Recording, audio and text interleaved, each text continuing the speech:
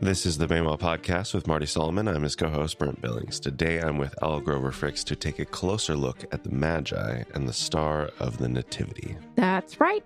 If you recall, if you're jumping in here, or it's been a little while since you were able to listen to the first episode in the series, we are using the window of the Talmud, this ancient conversation written down in volumes and volumes of books, much of that conversation predating Jesus, in order that we might add depth and breadth to our understanding of why Matthew and the Spirit of God told this gospel story in the precise way that they did.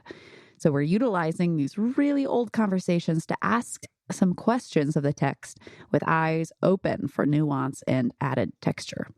So this particular episode is going to come to us in 4 parts. If you felt a little lost last week, I apologize. I didn't tell everyone, hey, this is what we'll be talking about together. But this time you can know we've got 4 parts. We're talking magi, we're talking stars, we're talking gifts, and then we're talking about Jesus' time in Egypt. So now you should know where we are and where we're going. We're all on the same page. And we have covered this story before back in episode 89, titled Written in the Stars. People might remember the bull in the house was the kind of key phrase that we talked about there. So I'm curious to see what different things may come up here. Yeah, absolutely.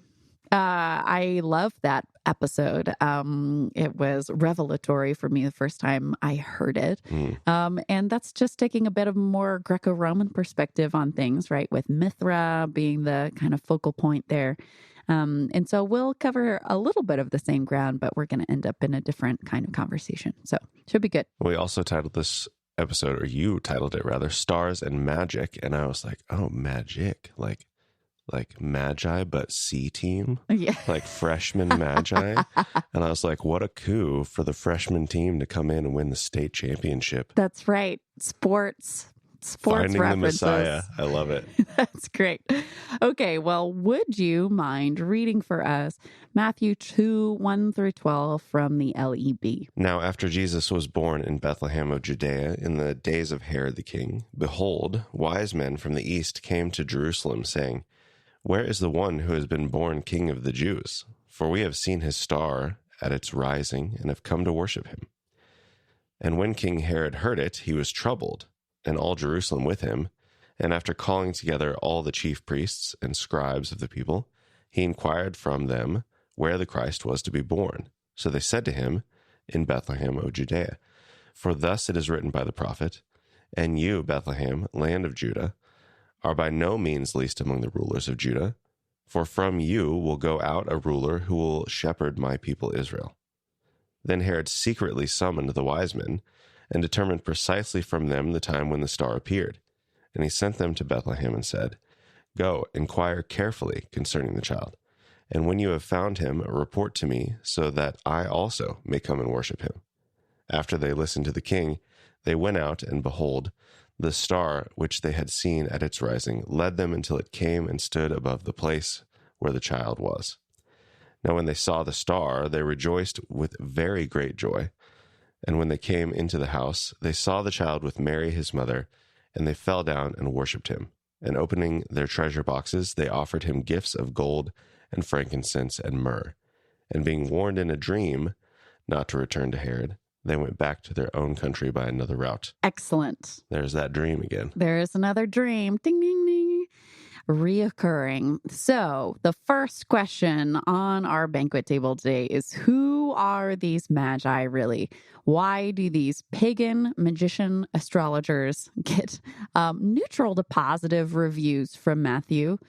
It feels kind of to me like this talking snake in Eden, where after a while, all of us are like, sure, yeah. But if we stop for a second, it's like, hold on, wait, who showed up? So we're going to pop outside the Talmud a little bit to answer this question. We'll have some fun, lay our groundwork, and then circle back. So the Greek word here is the word magos, from which we get magi, but also the word magic. So right off the bat, we're not just talking about priests or wise men or something. We're talking about this concept of magic in the Bible. So where were these guys from? Matthew just says from the East. What were they up to? Who are they? What's happening? I do believe I asked Marty about that as far as like what their actual origin might have been, a more specific origin than the East. Yeah. I don't know if you have your own theories on that. I don't, but a couple ancient sources do. Good enough. Yeah. If you read the modern sources, sometimes they're also bifurcated. So just know that if you're doing your own research.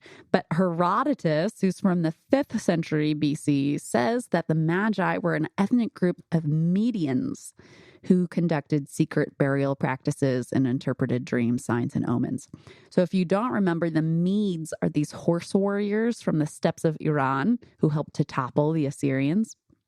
However, we also have this Behistun inscription of King Darius, which was carved into the limestone cliffs of Iran. And that inscription vividly tells the story of a Persian magus named Gaumata who mounted a coup against the Persian Empire. It also tells us that as a magus, Gaumata had many followers and that his coup was initially successful. So that might fill in some detail for us that perhaps the role of magus had a significant political weight, along with the dreams and signs and omen interpretation gig.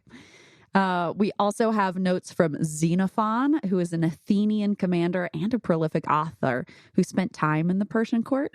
And he said that the magi were sage-like religious authority figures. So is it a Median thing? Is it a Persian thing? Is it somehow a blend of religious and is it some kind of blend of religious activity and occult activity and politics? We actually have even more insight from the biblical account. The first magi show up in the text in Jeremiah 39, where a bunch of Babylonian princes assemble at the gate, and one of the officials is referred to as Nergal Sar Ezer, the great magi. So it also appears to be a Babylonian thing. So all in all, this is great because in Matthew, he says, from the East. Handy catch-all. Maybe it was like an all-star team where there was one. Each of the magi were from different places. I love that. In lots of nativity scenes, that certainly seems to be the case. I don't know why I'm going so hard on the basketball analogies, but I mean, we're recording this in March, so it all checks out. So, okay, this appears, therefore, to be a culturally prevalent role across multiple empires in Central Asia. We've got some political heft, we've got some divination, we've got other forms of magic, which we'll see shortly. But there are other magi in biblical accounts. Do you know where we might find those stories, Brent Billings? Well, Herod certainly didn't seem to know because he was quite troubled at this news. Yes, he was not aware that there were other ones running around. Potentially, or not. Maybe he just didn't want to consult other potentially competing magi. Do you know where that word shows up again? Two more places. I do not. It's in the book of Acts, where all of our truly exciting material is. Simon. Yes, I love Acts, but I was thinking Old Testament. Sorry. Oh, well, I set you up for failure there, so I'll take the L on that. It's fine. Okay, Simon Magus shows up in Acts 8, and he's described in the biblical account as amazing the people of Samaria with his acts of magic, so that the residents of every stratum of society were declaring him to be imbued with inherent power, dunamis in the Greek. He seems to have accumulated quite a bit of prestige if you look at that story, and he seems to have been working there for some time. So again, in Acts, Simon is looking to add the exousia, the power or authority of the Holy Spirit, to his toolbox, and he tries to pay Peter for it.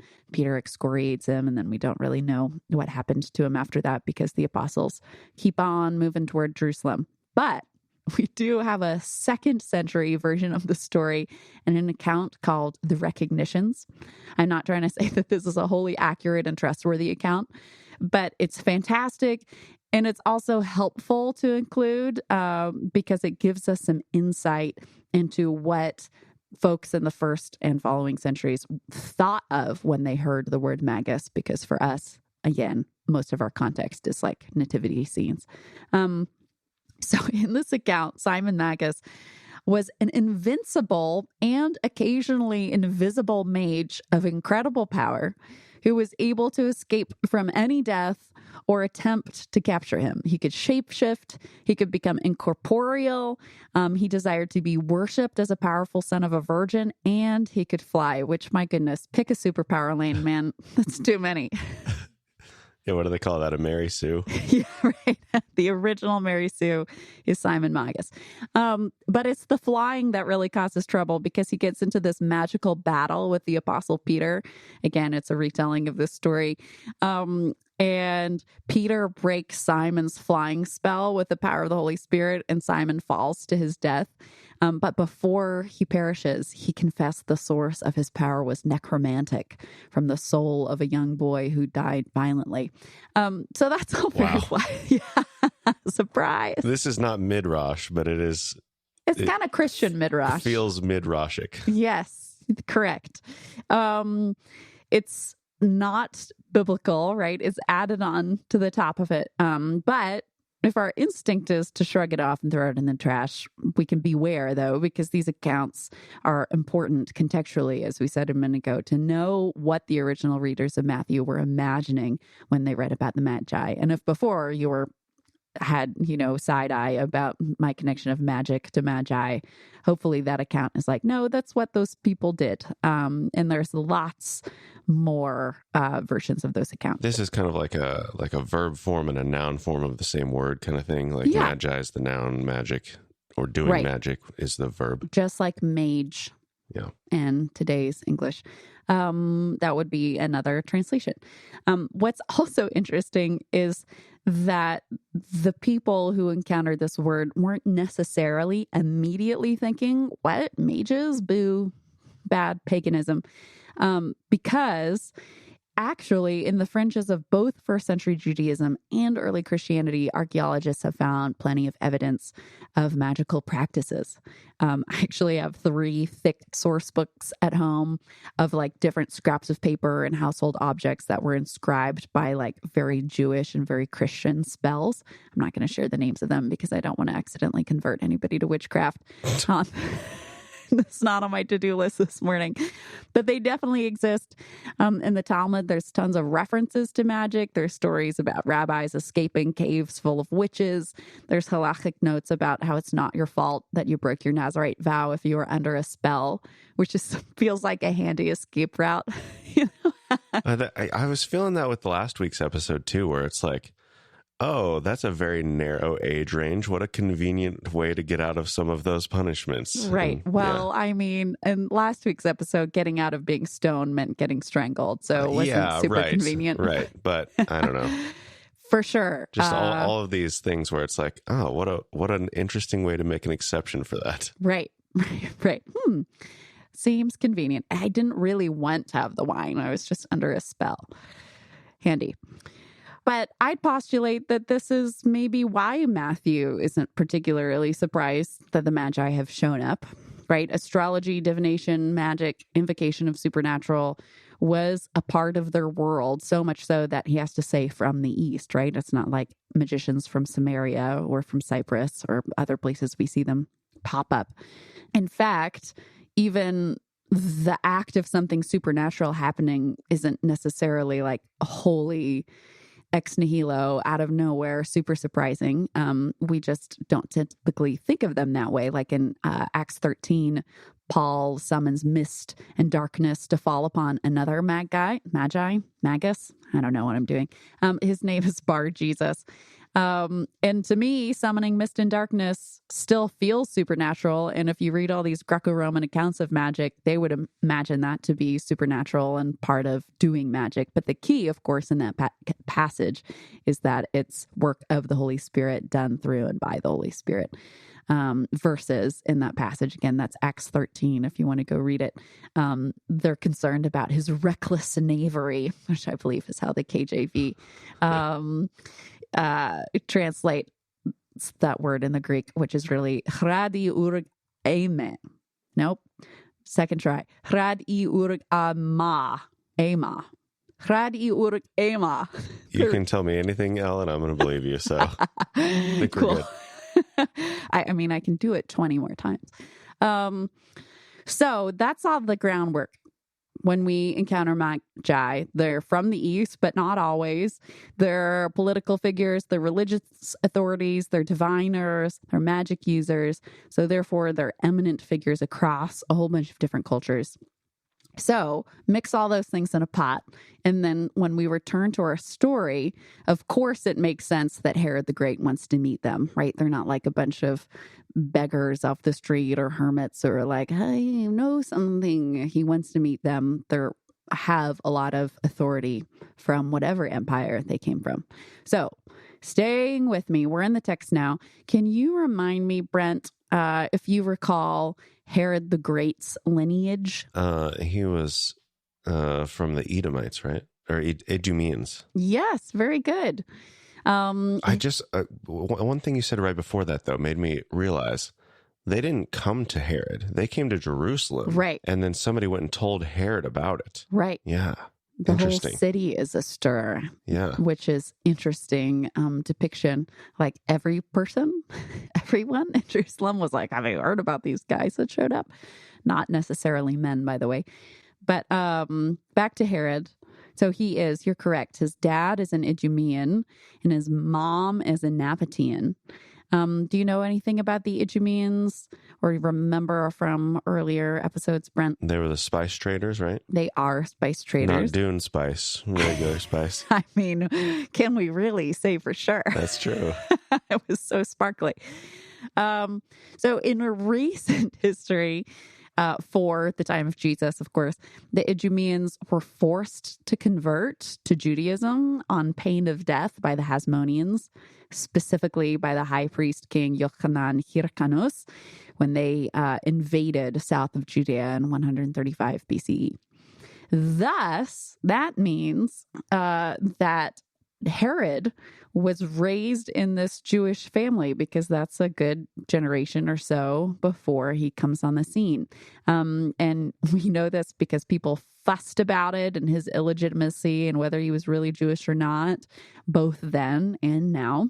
You can still see people arguing about that, about whether like the baths, the mikvahs on the top of Masada were actual mikvahs or whether they were the Roman cult bath thing, just as we have today. But Herod Antipas is, of course, the son of Herod the Great and a Samaritan woman. And if we remember back to the episode where we first introduced Samaritans, that was me and Marty and you talking about the woman at the well. Samaritans are really the Jewish fundamentalists who reject Talmud and only hold on to Torah.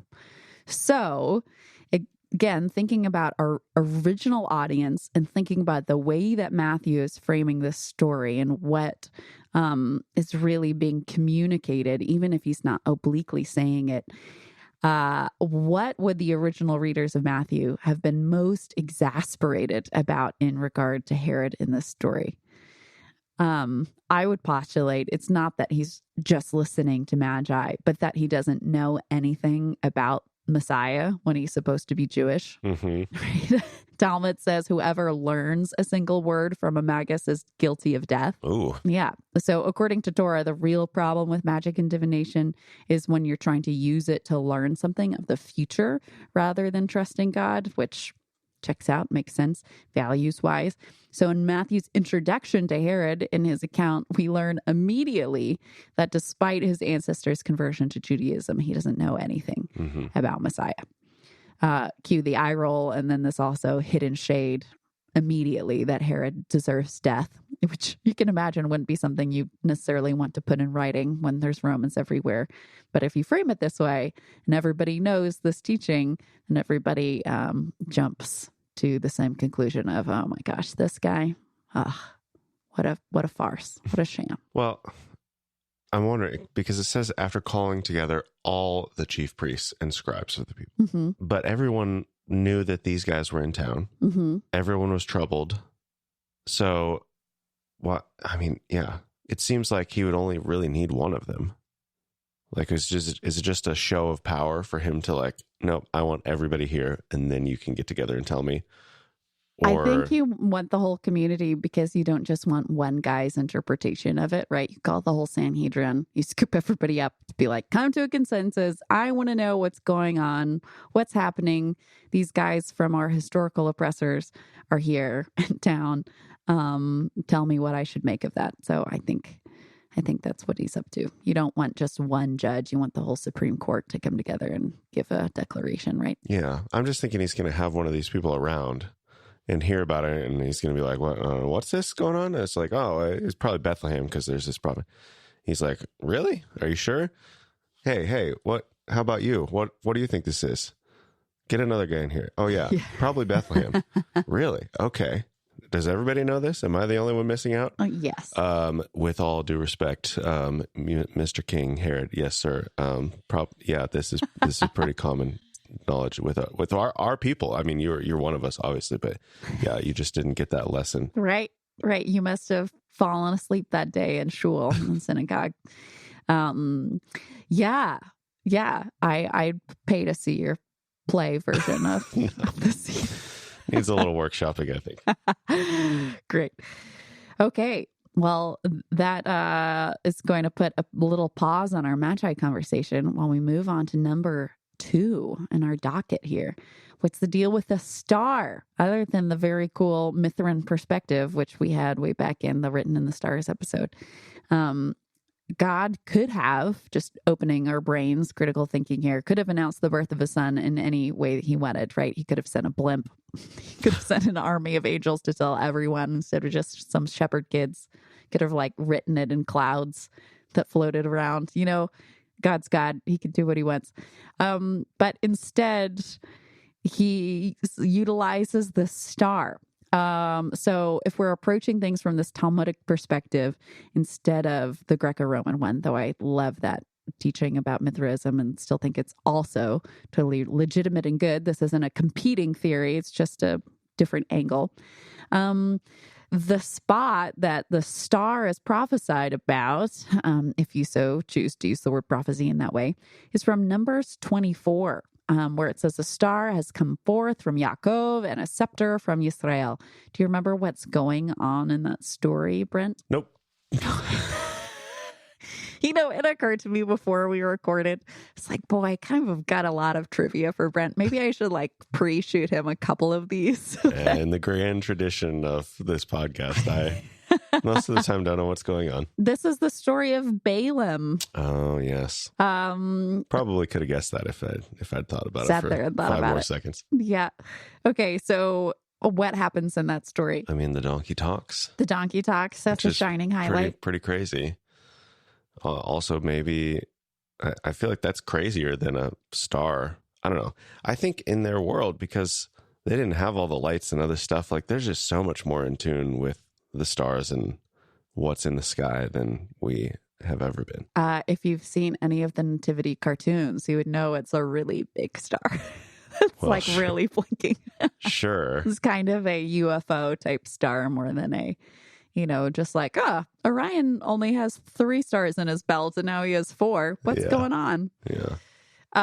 Okay. But that would be so bright in a world with no light pollution. Would one more star out of a billion make much of a difference? I mean, yeah, obviously something more prominent than that, but yeah, I don't know. Okay. All right. Well, in Numbers 24, we've got this guy. He's not an Israelite. And he's asked to curse the people of Yisrael multiple times, and he can't, because every time he goes up to do it, God stops him. And instead, he gives this great, big, cool prophecy about who the sons of Jacob are and what they're like and what will happen to them. And this is part of that section, which if you don't remember it, go back and read it because it's a good time. But so the Talmud took Numbers 24 and that specific prophecy, a star has come forth from Yaakov, and they linked that prophecy with the scroll of Obadiah, specifically verse 18, which says, the house of Yaakov will become a fire and the house of Yosef a flame, and the house of Esav stubble, and they will burn it and consume it so that no remnant will be left of Esav or Esau. So the Talmud connects the Edomites to the Romans. It's their way of kind of secretly talking about their oppressors without naming them in a way that could get them in trouble. So they anticipate that a star will rise, which becomes a fire that burns down Rome, which is pretty cool. The thing that jabs us, of course, worthy of remembering in our era as well, is that, as Paul put it, our battle is not with flesh and blood, Rome, like the people of Rome, but it's a battle in the spirit. The spirit of Rome can be found within ourselves or anywhere else. So we can join the Talmud in saying, yes, may the star of Jesus become a fire that burns down the spirit of empire. That's great. Fits in very well with the Psalm series that we did just before this. Yeah. Like processing that hatred and other things, that those feelings that maybe shouldn't actually be carried out, but right. Don't let it express them, ferment and fester, for sure. There's other Talmudic connections, though, for the star. So jumping way back into Exodus, do you remember why Moshe's mom, Yocheved, decides to try to save Moshe's life when he's born?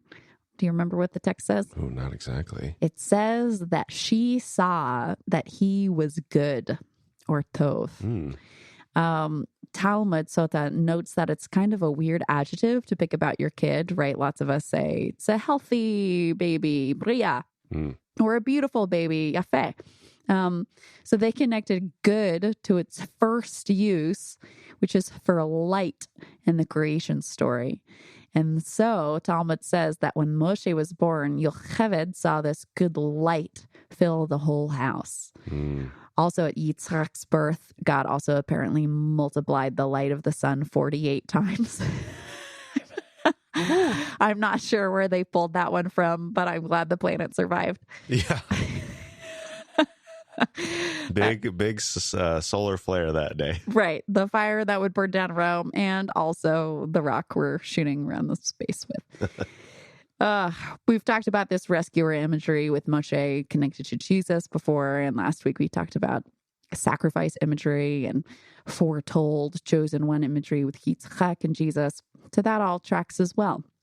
The star that will burn down Rome. So again, as we might expect, more from the Jewish community perspective than the Greco-Roman perspective, we've got these kind of hidden messages in between the lines where you can't say out loud because a Roman is going to read this gospel like, he's going to get you, ha ha. But if you say a star, and people know these teachings as they've been discussed in, synagogue every week, every weekend, day, multiple services. They know what you're talking about. It's fun because Matthew's going to take that image and use it and then subvert it, of course. And Herod remains completely oblivious through all of it. Right. Like, oh no, stars, what? While also engaging with this Mithrin Greco-Roman thing that's happening at the same time, which is the genius of the text, and we love it. Yeah. Not just John doing the speaking to both sides. Right. With the same message. It's incredible stuff. All right, number 3 on the docket. If we try to set aside the lullaby effect, why did the Magi bring gifts? If we stop our expectation that we've seen and heard a bajillion times about what they do, they could have done a ritual. There's lots of, Assyrian and Babylonian and Median and Persian rituals. We know what they involved in the stuff that they said. It totally could have been that. They could have given a blessing. If they're these political figures, they could have brought a proclamation of like alliance or, a benediction of some kind from their government. So why gifts? Well, we've got lots of answers from Talmud. These are Talmudic kind of quasi-prophecies that are often pulled from places like the Psalms. And they say that Egypt, Cush, Tarshish, and Rome, so anybody who's ever oppressed God's people, will bring gifts to Messiah. So what's cool and exciting about this pull from Matthew is that these magi are from the east. As Marty said originally, these guys are the oppressor. Assyria came from the east. Babylon came from the east. So Marty talked about this back in that episode, but Matthew puts this challenge forward, and it's this incredibly cinematic moment. The first people to come and recognize Messiah are the ones who stripped you away from the land. It's kind of offensive, who dragged you into exile. They're the ones who were first struck by the truth and the beauty of the kingship of Messiah. This is wild. This is like Palpatine being the first one to show up and kneel before a Jedi. Or, since you said spice, it's like Baron Harkonnen bowing to Lisan al-Khaib. So it's this amazing reversal that would have really hit in ways that we go, sure, yep, that happened. Yeah, Herod's feeling like a fraud because he doesn't know the prophecy, but even the people who didn't recognize it before all these guys from the East. Yeah, it's a reversal because these prestigious outsiders who recognize the Messiah is kind of a chiasm, right? Because at the end of Jesus's time on earth, you also have outsiders, people who are kept on the outside becoming the insiders. And the whole story. Are you referring to the Romans on the cross? Like, surely this was the Son of God? I mean, if you want to get that granular, yes. I'm thinking like the culmination of Jesus's time on the earth includes the bringing in of the Gentiles and the centering of the marginalized as people who have value in God's kingdom. So that happens at the very beginning and that happens at the very end. And all of this at the end culminates in joyful generosity, right? Because they give these expensive gifts, but also in worship. That's present at God's birth, Jesus's birth on the planet, and also after he leaves this planet or ascends back into heaven anyway. So inclusion of the excluded, joyful generosity, even unto death, and also worship. I find it kind of convicting, by the way. Like, lots of us have trouble getting ourselves out of bed on Sunday morning and dragging our families to the local church, and I get it. Like, sometimes we've been in a super dark place, and so we need to avoid church for a while, or we haven't found a new church home yet. But sometimes it's not that. I was like, well, the sun's out today, or, well, the kids are being a lot today, or, well, that guy's preaching this week. But these mages traveled weeks through the desert for an opportunity to worship a baby in a rural home with only a young mom there, right? That's their like royal reception, is Mary being like, hi. And like, the point of going to church isn't being a consumer, right? It's experiencing worship and worshiping together God, not, all the other things that we hope for church. And I do hope that everyone's local church is life-giving, but I don't want to dodge the conviction that comes with these magi who are willing to put in such an investment of money, of time, of political standing, of reputation. Maybe back in the empire, people are like, what? You're going there? You think that guy's a big deal? I don't know. I don't see that in the omens and the sheep livers or whatever I'm reading. But they invest all of that anyway. So surely we can also have, 1/8 at the most of the same investment. Yeah, it does seem like it's possibly a rogue operation where it's not like, oh, Babylon sent a contingent of people to offer these gifts and worship. It was, independent. Potentially. Theoretically. It doesn't seem like Matthew got to talk to them and ask. I would have liked to see our private investigator, Luke, drill down to the bottom of that and find out what happened there. But alas, in the world to come, we'll find out.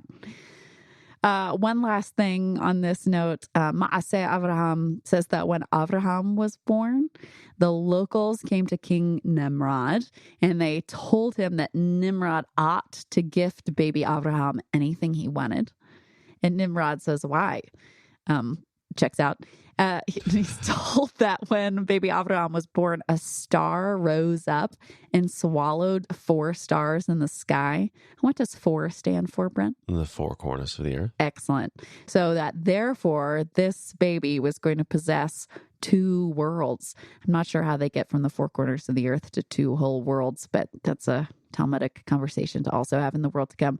But Avraham, of course, he's the author of something new. He's the firstborn in his line in this legacy. He does he comes into possession of the land, right? And this new thing that God's doing. And so how much more so Jesus, firstborn of many, many more kids in God's family, who possesses both this world and the one to come, heavenly realms, whether that's the world to come or the present one. I don't know. Time, space continuum. Yeah. And looking at this text too, like they did fall down and worship him. They did open their treasure boxes and offer gifts. But before they did that, they rejoiced because they saw the star. Right. What is that about? I think that it's them knowing both the Mithrin concepts and also these stories about who Messiah would be. Yeah, I just wonder if it's like they came all this way, and then they were given some information on where to look specifically, and then the star like confirmed that, and they're like, "Oh, we were on the right track." Is it like this rejoicing out of relief in that they've actually accomplished what they set out to do? I mean, there are similar stories about stuff like that in like the Hanukkah story, or in the story about Yosef, that like he knew that God was still with him because the people that he got purchased by were spice traders, and so he could still smell something beautiful. Or in a Hanukkah story, that the light was still there, and so they knew that God was still for them, even though they had committed a bunch of murder. So yeah, maybe it's that kind of comfort thing of like, man, we came all this way, traveled for weeks, and also we're still like on the right track. This is what we thought. Here it is. Or maybe it was like hovering over Mary's house, like in the cartoons. The language is so interesting. The star which they had seen its rising led them until it came and stood above the place where the child was. Yes. Yep. Yeah, there's material on that standing that I didn't have time to include. Yeah, it's fine. Yeah, no, it's just, yeah. It reminds me of the pillars of fire and light. Fire and light. Wow. Fire and cloud, because it also uses the language of standing for them. So there it is. Gentiles coming on in, oppressors coming on in, being like, dang, this is exciting. Worship time. Indeed. Have you run across like the Gen Z quote unquote translation of the Bible yet? I believe I have snippets of it. Yeah. Is there a full translation available? Uh-huh. Oh, okay. No cap. All right. I believe it. All right. Here we are. Last thing on the docket today, which I find delightful. The question is, did Jesus really go to Egypt? Or is that just a literary device to make sure the reader makes the connection with Jesus and Moshe? So, for folks who might not be familiar with this conversation, there hasn't been a lot of archaeological evidence discovered yet that there was a genocide. I don't know how you would have archaeological evidence that Jesus went to Egypt. But so sometimes people from different corners of the conversation posit that he didn't really go, and that Matthew, because he's talking to his Jewish audience, is just drawing parallels between Jesus and Moshe. I am going to put my vote down for yes, because there's this Talmudic tradition about Jesus spending part of his childhood in Egypt, specifically in Alexandria. And I can't imagine the Jewish community having much of a stake in trying to like prove that the Gospels were telling the truth. Right. So, firstly, if everyone didn't know that Jesus is talked about in Talmud, surprise, he's definitely in there. One of the weird things, therefore, about some streams of evangelism is imagining, which is like full-hearted and beautiful and wanting to share the good news of Jesus with people. But there's this idea that if folks only had heard about Jesus, then they would know for sure that he was Messiah. But surprise, Jewish community has heard of him. He's been in their books for hundreds of years. Second thing to know, the reviews aren't all golden. There's lots of stories. There's lots of name calling. Amongst other things, they call him Yeshu rather than Yeshua because there's an acronym basically for son of a prostitute, or may his name and memory be obliterated when you spell it that way. And sometimes when we spend so much time learning from the Jewish tradition, we can forget that those warm feelings, to put it delicately, are not always mutual. Yeah. In my personal experience, which isn't everyone's, and that's totally fine. they are usually not mutual. So in my experience, when Jesus followers show up around the Jewish community, it's kind of like Rome, the oppressor, coming in and trampling around and grabbing their stuff with a giant smile on their face and being like, why aren't you excited about me playing with your things? Oh, boy. So the Jewish community has justly reacted to our historical errors, which go way back into the Roman era and up into the present, right? It's not just a then thing. And as well, they're not a monolith. So there's a broad diversity of responses across the spectrum, right? There's people who approach these topics with grace, and there's also a good amount of just hatred of Jesus and his followers. And that's their business, right? It's not our business to try to manage. Our business is to maintain humility, maintain our practice of learning, maintain fidelity to Jesus, practice repentance when relevant, but not try to swoop in and fix and rescue 2,000 years of pain. Yeah, big task. Not for us right now. Right. or at least not for one person or 5 or 10 or 100. Right. Yeah, that's very, very complex. Okay, so in the Talmud, we've got stories of Jesus in Egypt. I found 3. So in one story, Jesus is distracted from learning Torah because there's an attractive barmaid winking at him. So he's not able to answer the rabbi correctly. Well, how old would Jesus would have been? Like Indeed. infant, toddler age. Right. And our imagining, certainly, I would have to look at Matthew and all the other accounts to make sure, but maybe it's just the Christian Midrash version. But I always imagine him coming back pretty young. Maybe there's some detail that I'm forgetting that locks that in. But who knows? Maybe he came back when he was 7. I'm sure people on Slack will be quick to inform us of what we're forgetting. But yes, all of these stories seem to reference an older Jesus because it's hard to paint negative stories about a literal, 18-month-old. In another story, Jesus would have been picked by a rabbi to be his disciple, but when the rabbi went to invite Jesus, he found Jesus worshiping a brick. Which totally tracks with the Jewish frustration around Jesus. There isn't always a lot of consternation over the things that Jesus was teaching, so much as frustration that his followers engaged in what they would call false worship.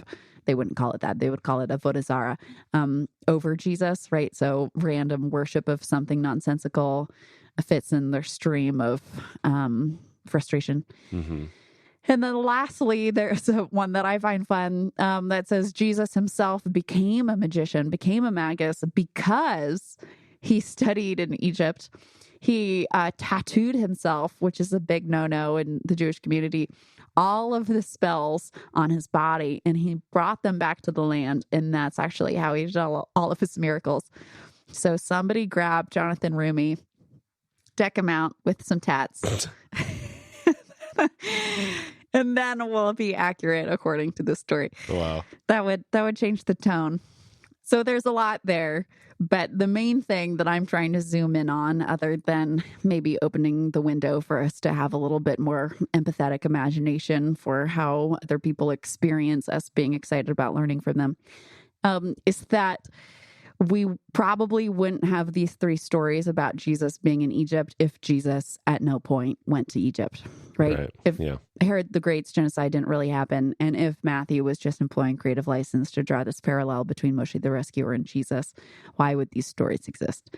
Which returns us to that wonderful yes and yes idea that on both sides of the paradox, both things can be true. You can have a beautiful literary thing happening, and you can have historical veracity. Shalef. Doesn't need to be attention. Can be just a bounty, an abundance of yes. Yeah, absolutely. That's what I have prepared for us. Okay. Well, that was a fun story. I feel like, this story that we've read so many times and heard so many times, and holiday traditions and other things, and just lots of new details that I have seen for the first time, I feel like, today. So. Yeah.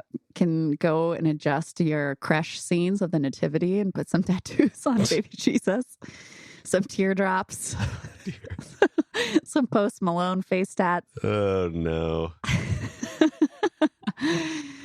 Oh, boy. A good sprinkling of blasphemy to end the episode is always nice. I mean, we have access to all of these things in Jesus, right? So, I mean, I'm sure for some people, conscience issue, still against tattoos, but I don't have any. Just putting it out there. Yeah, I don't necessarily either, although I don't have any tattoos. I certainly thought that was the case earlier on. Although I think if I had known anybody else with tattoos, maybe I would have, I don't know, because it's just like, oh, what? Yeah. It's a Leviticus thing about not altering your skin or cutting your skin, I think it says. So in the Jewish community, you can't get buried in a graveyard of Jewish folks if you have tattoos. Interesting. Mm-hmm. Okay. I think that wraps it up then. Yeah. Our bonfire stories. Conclude for the week. All right. Well, you can go to BayMonDiscipleship.com to find the show notes. I think we just have a couple of past episodes that we referenced today, but I don't know. Maybe I'll find something else as I'm editing this. Either way, that'll be there. You can find groups and events and contact us, and everything else is on the website. So thanks for joining us on the Baymon Podcast. We'll talk to you again soon.